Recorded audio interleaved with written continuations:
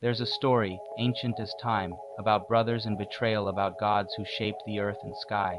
But the reality, like most things, is far more complicated than the myth.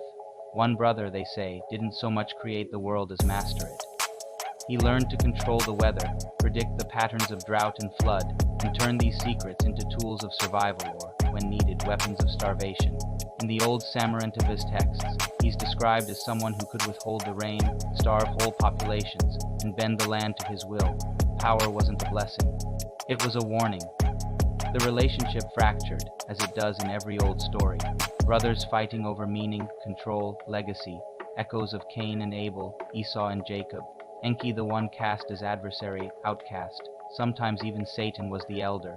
Their father, Anu, sat at the apex of the Sumerian pantheon. The Annunaki, their legacy, were born from him. But over time, Yahweh, the brother, seized control, claiming earth and everything crawling on it as his own. The Sumerians kept a number system, measuring worth by order. Enki's number was higher, but the throne didn't go to him. Why? The myths never give a straight answer. Maybe Enki stepped aside. Maybe the story was rewritten. In the end, Enlil, known to some as Yahweh, ruled. Not through open battle, but through the destruction of what his brother cherished: lands, people, temples. The war became psychological, symbolic. Their father, Anu, separated them, dividing creation between them, hoping for peace.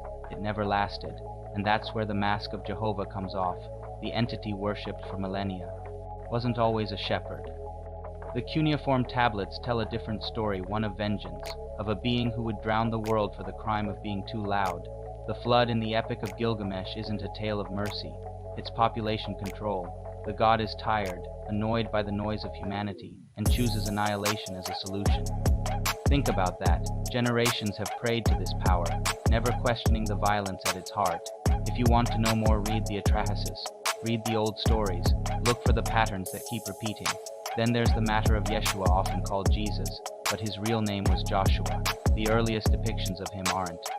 The images you see in Western churches, they come from Egypt, from the Coptic tradition, and from Ethiopian Jews whose roots reach back farther than most histories dare acknowledge. The image changes, the meaning deepens. Does it matter? Maybe, maybe not. What matters is how these inherited stories have shaped our world, how belief has bent our choices, rewritten our collective memory, and altered the way we live, think, and even dream. If you're watching this, you're already asking questions most people never will. That's what this series is about: peeling back the layers, finding the bones beneath the stories. If you want to keep following the investigation, subscribe.